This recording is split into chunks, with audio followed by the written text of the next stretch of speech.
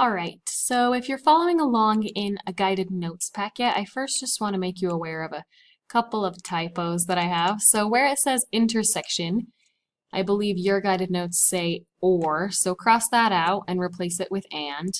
And then where it says union, yours says and, cross that out and replace it with or, just so that you don't get confused later on. So I'm going to go ahead and start concept one, which is set notation and also deals with basic probability. So I'm going to start by going through just a couple definitions up here at the top. So we have our first definition is for sample space and our second is for sample size. So to just go through a very simple example, one thing that we looked at in probability is finding the probability of rolling a 3 if we roll a standard 6-sided dice. So if we want to know the probability of rolling a 3, it's 1 out of 6. The sample space for rolling a dice is the set of all possible outcomes. So we could roll a 1, we could roll a 2, a 3, a 4, a 5, or a 6. So this is the sample space, and it's written in set notation because it has a bracket on each side, and then each element has a comma between it. So that's the sample space. The sample size is the total number of possible outcomes, which is 6. And since there's only 1 3 and 6 possibilities, 1 out of 6 is the probability of rolling a 3. The sample space for choosing a card from a deck is shown right here. These are all the cards in a deck. If you drew one randomly, you could draw any one of these. So the sample size for a deck of cards is 52 because there's 52 different cards. So we're going to start by just going through some basic probabilities. So our first one is the probability of drawing a 3 of hearts. So this P stands for probability, and then it's the probability of whatever we have in parentheses. So since there's only 1 3 of hearts, and there's 52 cards, the probability of drawing a 3 of hearts is 1 out of 52. And if you put that into a calculator and round it to the second decimal place, you end up with 0.02, which is written as 2%. And it is very useful to write probabilities as percentages since that's how we generally see them in newspapers and in the media. It's usually presented as a percentage. So then we use that same idea on number 2, which is the probability of drawing a jack. Since there are 4 jacks and 52 cards, 4 out of 52 is the probability of drawing a jack. And that fraction simplifies to 1 over 13. So if we do 1 divided by 13, we get 0.076, which rounds to 0.08, which is 8%. So there's an 8% chance of drawing a jack. Then our third question is the probability of drawing a diamond. So there are 13 diamonds in a deck of cards out of 52 possibilities. And if we simplify that, it simplifies to 1/4, which is 0.25 or 25%. So I think you kind of get the idea. So I would advise you to try numbers 4, 5, and 6. I will caution you that even numbers, I wouldn't include face cards. So just 2, 4, 6, 8, and 10. Face cards don't include aces, and then probability of a 2 or a 7. So go ahead and try them, and then you can check your answers with mine.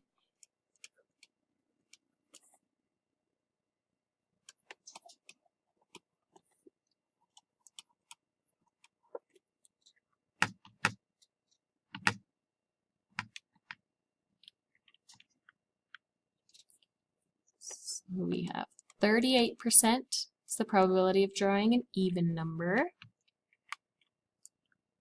23% is the probability of drawing a face card, and 15% is the probability of drawing a 2 or a 7. So then if we flip to the next page, we have sets. So this was another typo issue that I had. So I'm going to go ahead and change some things. So you have set A right here to start. So change set A. Well, actually, let me pause for just 1 second.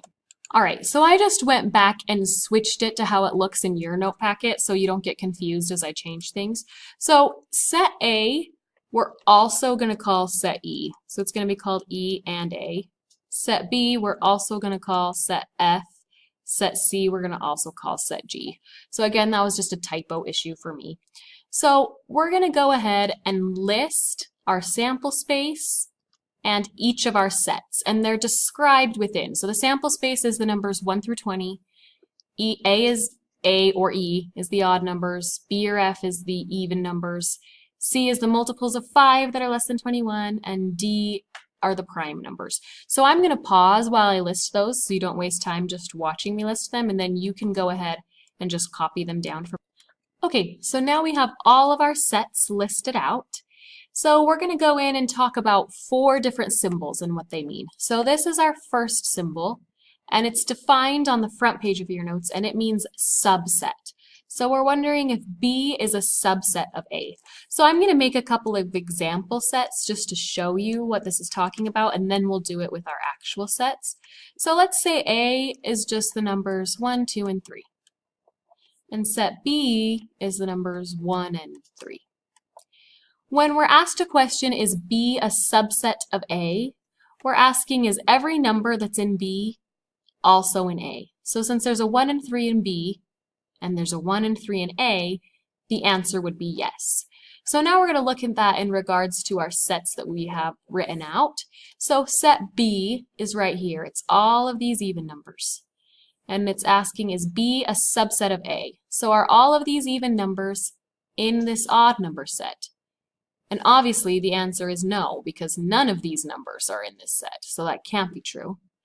And then we're going to look at, is D a subset of B? So here's our set D, and we're asking if this is a subset of set B. So are all of these numbers in here?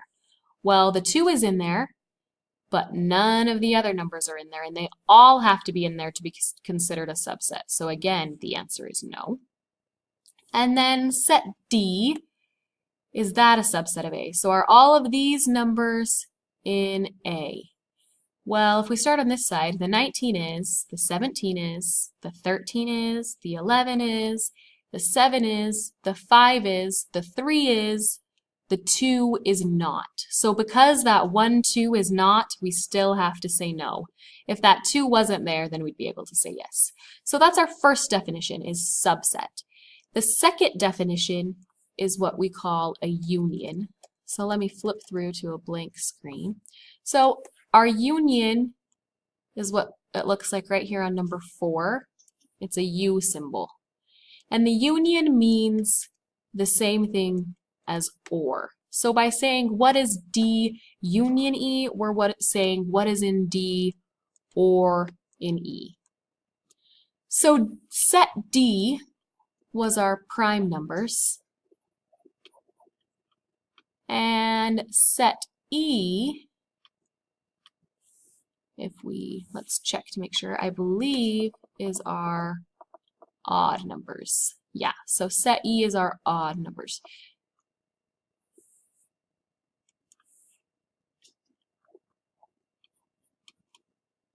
So when we're looking at, let me scroll a little bit, okay. So when we're looking at union, we're looking at any numbers that are in D or they're in E, or they can be in both. That's fine too. So we want to list every single number that's either odd or it's prime. So we're never going to have to list all the odd numbers. And then there was also that number 2 that was even. I mean, that's even, but it is prime. So we have to list that too.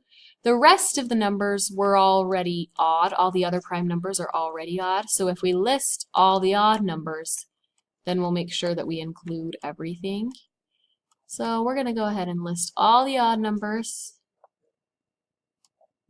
And this includes all the prime numbers, because the prime numbers are here. 2, 3, 5, 7, 11, 13, 17, and 19. So we've made sure we've included all the odd numbers and all the prime numbers. So that's what a union means, is that we include all of both of those sets. The second definition is an intersection, which can also be said as and. So we only want to include numbers that are in D and in E. So they have to be prime and they have to be odd. So this 2 is not going to be included anymore because it is prime, but it's not odd. So we're going to go through and include only numbers that are in both. So the number 1 is odd, but it's not prime, so we don't include that. 3 is odd and prime. 5 is odd and prime. 7 is odd and prime. 9 is odd, but not prime, so we can't include that. 11 is odd and prime. 13 is odd and prime. 15 is odd, but not prime, so we can't include that. 17 is odd and not prime, and 19 is odd, but not prime. So that is our set that is in D and in E. So the difference between these two is when we do a union, we include every single number from both of our sets. When we do an intersection, we only include the numbers that are in D and in E. So they have to be in both of the sets. Where this one, it can be in one or the other. So I want you to go ahead and try numbers 6 and 7, and I'm just going to list the answers here so that you can check yourself and see if you're correct.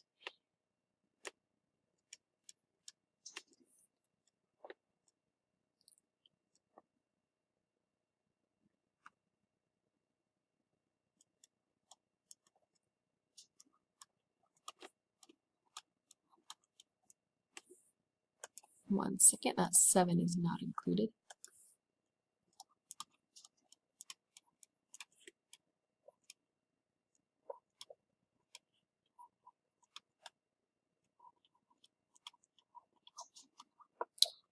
And then we just have one definition left to go, and it's this tiny little C right here, which stands for complement.